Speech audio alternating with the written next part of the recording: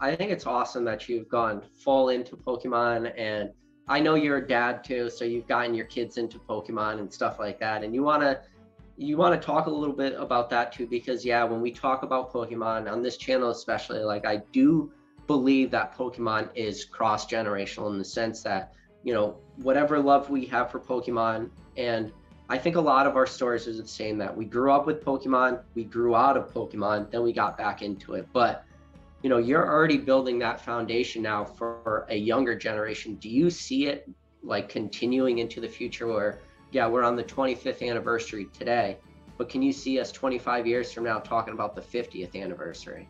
I hope so.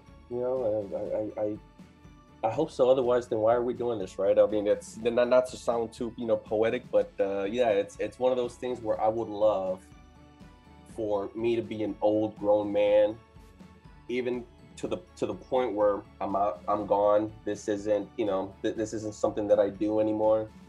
But my kids are keeping it alive and well.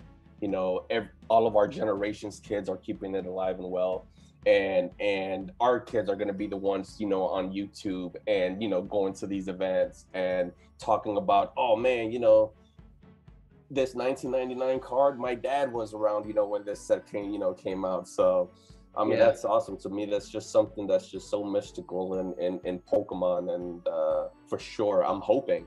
I think it's a different topic to get around, but I have a gut feeling that might not be the case. But I'm hoping for sure that that's the case for sure.